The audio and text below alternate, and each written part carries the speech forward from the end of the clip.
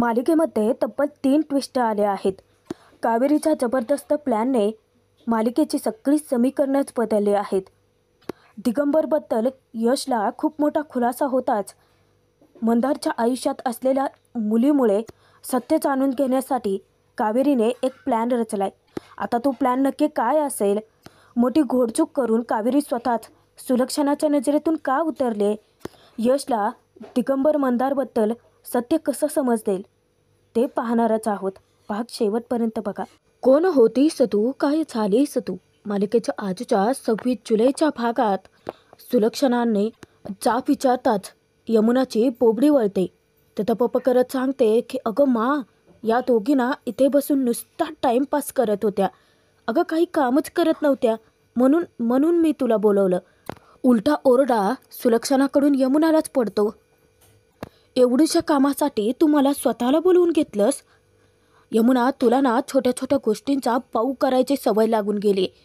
आणि विद्याने काय ठेका घेतलाय का घराचं काम एकटीनेच करायचा? तुला करायचं कळत नाही का? घरातल्या एका कामाला तुला हात लावायचा नसतो आणि छोट्या छोट्या गोष्टींचा भाऊ करायचा. तंतनत ती निघूनच जाते. विद्या कावेरी दोघींना इतकं हसू येतं. कावेरी यमुनाला जाऊन विचारते की का केलं तुम्ही तुमच्याच घराचं एवढं नुकसान करायला का निघाला होतात? खरं तर मालना ही गोष्ट मी सांगितली नाही, कारण त्यांना खूप वाईट वाटलं असतं. त्यांनी केलेल्या संस्काराबद्दल खूप अपराधी वाटलं असतं. यशना जर कळलं असतं की त्यांची बहीणच त्यांच्या वाईटावरती टपली आहे तर काय वाटलं असतं त्यांना? काय अवस्था झाली असती? एवढे वेळेस तुम्हाला मी माफ करते, परंतु पुन्हा जर का चूक झाली तर मी डायरेक्ट मानना जाऊन सगळं खरं सांगून टाकेन. यमुनाचा तोरा काही उतरलेला नसतो.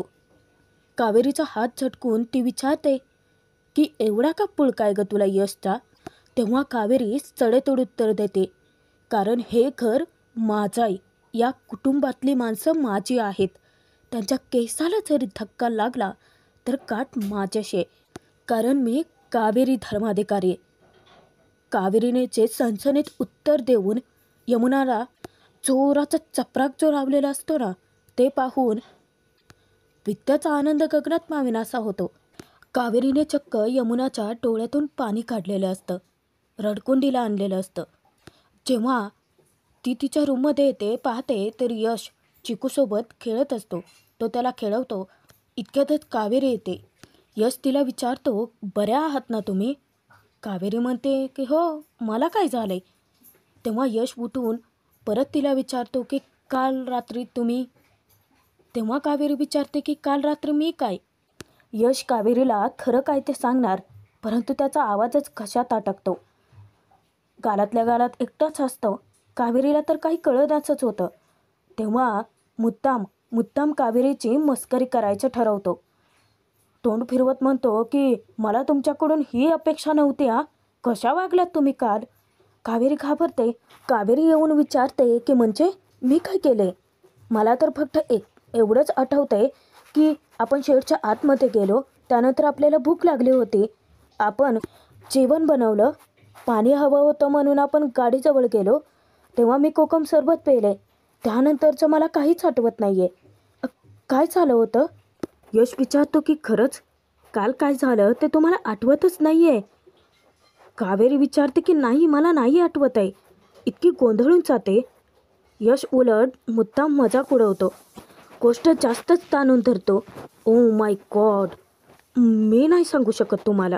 तो तेथून पळ काढणार. कावेरी त्याचा हात पकडून परत त्याला विचारते की सांगा ना, मी काय केलं आहे काल? मला खरंच कोणत्याच गोष्टी आठवत नाही आहेत. यश परत म्हणतो की नाही, मी नाहीच सांगू शकत तुम्हाला. तेव्हा कावेरीला भीती दाटून येते मनात की हे काल काय घडलं ते सांगूच शकत नाही आहेत, म्हणजे मी नक्कीच काहीतरी केले. आधी तर यश कावेरीला इतकं घाबरवून सोडतो आणि त्यानंतर तिला सांगतो की घाबरू नका, तुम्हाला लाज वाटेल असं तुम्ही काहीच केलेलं नाही आहे. कावेरी झटक्यात मागे वळते. यशला विचारते की मग काल रात्री नक्की काय घडलं होतं? तेव्हा यश म्हणतो की काल रात्री तुम्ही काहीतरी वेगळ्याच वागत होतात, एकदम बिनधास्त, मनमोकळेपणाने, मनात येईल ते सगळं बोलत होतात. मी तर म्हणतो की तुम्ही रोज असंच वागायला हवं आहे, परंतु त्यासाठी तुम्हाला रोज कोकम सरबतचे प्यावं लागेल. तिची थट्टाही करतो, तिच्यावरती हसतोही. परंतु यशचं बोलणं ऐकून आत्ता कुठे तिच्या जीवात जीव येतो. कावेरी विचारते, ते प्रोडक्ट फेकून दिले का तुम्ही? तेव्हा यश म्हणतो की हो, खरं तर ते प्रोडक्ट फेकून देण्यासाठीच घेतले होते. त्यातली ती बाटली राहिली कोकम सरबताची, आणि नेमकं तीच बाटली तुम्ही प्यायलात. तेव्हा कावेरीला इतकी लाज वाटते. यशला म्हणते की सांगायचं ना आधी, उगाचच माझी शोभा झाली की नाही. परत यश तिची थट्टा करतो की अहो नाही नाही, खरंच उलट रोज तुम्ही असंच वागायला हवं आहे, तितकंच आनंदी राहायला हवं आहे. आणि जर का तसं काही वाटत असेल तर मी आणून देईन ना तुम्हाला रोज कोकम सरबताची बाटली. परत तिच्यावरती हसतो. तोचपर्यंत बाहेर मंदार येतो. सुलक्षणा सगळ्यांनाच हाक मारतात घरातल्यांना आणि मकरंदराव आल्याचं सांगतात. तेव्हा कावेरीला धक्काच बसतो. बाहेर लगेचच काकू, यमुना, निशा धावतच येतात जणू. मकरंदची भेट घेतात. मंदार म्हणतो, सॉरी मी तुम्हाला उगाचच डिस्टर्ब केलं. सुलक्षणा म्हणते की नाही नाही, अहो तुम्ही तर या घरचे जावई आहात, तुम्ही तर केव्हाही येऊ जाऊ शकता इथे, आणि उलट तुम्ही आलात तर आम्हाला आनंदच होतो. तेव्हा मंदारची पुढची काय खेळ आहे का कोणाच्या लक्षात येतच नाही. कारण तो धर्माधिकारी कुटुंबाला सांगायला आलेला असतो की सॉरी, परंतु मला ना एका महत्त्वाच्या कामासाठी सिंगापूरला जावं लागते. मग तिथे किती महिने लागते सांगता येत नाही. 3 महिने, 6 महिने. इतक्यातच विद्या पाणी आणून देते. मंदार तो पाण्याचा ग्लास घेतो. तर मी म्हणत होतो की मला 3 किंवा 6 महिन्यांसाठीही जावं लागू शकतं. मग माझं आणि निशाचं लग्न जितकं लवकरात लवकर होईल तितकं लवकर करता येईल का? तेव्हाच कावेरीच्या डोक्यात ट्यूब पेटते की हा याचा नक्कीच नवीन प्लॅन आहे. मला कळतंय काकू की या लग्नामुळे तुमची खूप धावपळ होणार आहे, परंतु मी तरी काय करू? निशा, तुम्हाला चालेल ना? तेव्हा निशा तर लगेच होकार देऊन टाकते. हे बघा काकू, निशा माझ्यासाठी खूप लकी आहे. ती माझ्यासाठी माझी लक्ष्मीच आहे. तिच्या पायगुणाने तर हे सगळं घडतंय. मंदार जितकं तोंडाला येईल तितकं कौतुक करतो. सगळ्यांचा विश्वास जिंकतो. काकू म्हणतात, असं कसं मकरंदराव? अहो तुमची पण मेहनत आहेच की. तेव्हा मंदार मस्का मारतो की काकू, तुम्ही सगळेजण काहीही म्हणा, मी तर याला निशाचा पायगुणच म्हणेन. इतक्यातच विद्या त्याला कॉफी आणून देते. हे बघा काकू, मी तर निर्णय घेतलाय सुद्धा की लग्नानंतर मी निशाला सिंगापूरलाच घेऊन जाईल माझ्यासोबत, म्हणजे तुमची काही हरकत नसेल तर. विद्या, कावेरी धक्क्याने एकमेकींकडे बघतात. मकरंदकडून बातमी ऐकून काकू तर हवेतच उडते. त्याला म्हणते की अहो असं कसं मकरंदराव, आता तुमचं लग्न झाल्यानंतर निशावरती तर तुमचाच अधिकार असेल ना, ती तुमची बायको होणार. मग तुम्ही तिला हवं तिथे घेऊन जाऊच शकता की. त्यात तुम्हाला आमच्या परवानगीची काय गरज असेल? आमचा निशावरचा हक्क संपला, काकू आधीच जाहीर करून टाकते. मंदार परत विचारतो की निशा, तुम्हाला माझ्यासोबत सिंगापूरला यायला आवडेल का? निशा तर पटकन होकार देऊन टाकते. परंतु कावेरीच्या मनात भीतीचं वादळ उफाळून येतं. कारण मंदार परत काय करेल काही सांगता येणार नाही. लगेच काकूसुद्धा म्हणतात की अहो तुम्ही दोघं अख्खं जग फिरा, सिंगापूरच काय, दोघे सुखाने राजाराणी संसार करा. घरात सगळेच जण खुश असतात. मंदार सगळ्यांसाठी आनंदाची बातमी जो घेऊन आलेला असतो. काकू लगेच लग्नाचे काही चालू करते. वहिनी, आपल्याला आता गुरुजींना भेटावं लागेल, लग्नाची सगळी तयारी करावी लागेल, पेंडसे गुरुजींना सांगावं लागेल. तेव्हा मंदार सांगतो की काकू, आई, तुम्हाला काहीच करायची गरज नाही आहे, सगळी व्यवस्था केली आहे मी माझ्या गुरुजींना भेटलो होतो. त्यांनी मला सांगितलं की येत्या 7 दिवसात आम्ही लग्न करूच शकतो. ही धक्कादायक बातमी ऐकून तर कावेरीचं मन थाऱ्यावरच राहत नाही. तेव्हा सुलक्षणाला सुद्धा काही तो निर्णय मान्यच होत नाही. 7 दिवसात तयारी होऊच शकत नाही. आता सुलक्षणा स्वतःच ते मान्य करत नाही म्हणजे घरातले कोणीच मान्य नाही करणार. म्हणून मंदार पुढची खेळी खेळतो. ते म्हणजे सगळ्यांना इमोशनल ब्लॅकमेल करतो. काकू, मला कळतंय की तुमची सगळी धावपळ होऊ शकते, परंतु आपण लग्न एकदम साध्या पद्धतीने करूयात. मला जर का सिंगापूरला जायचंच नसतं तर मग आपण धूमधडाक्यात लग्न लावलं असतं ना.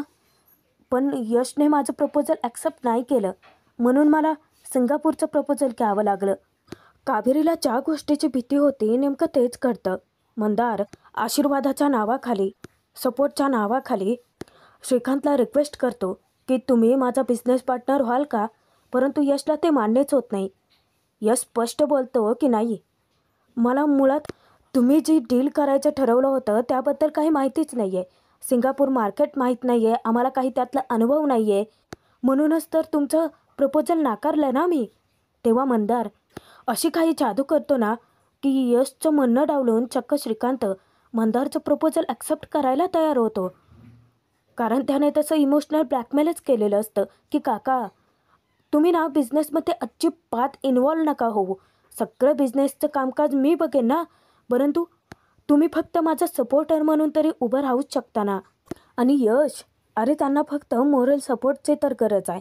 आपले आहेत, ते आपल्या घरचे आहेत, आपले होणारे जावई आहेत, त्यांच्यासाठी इतकं तर करूच शकतो.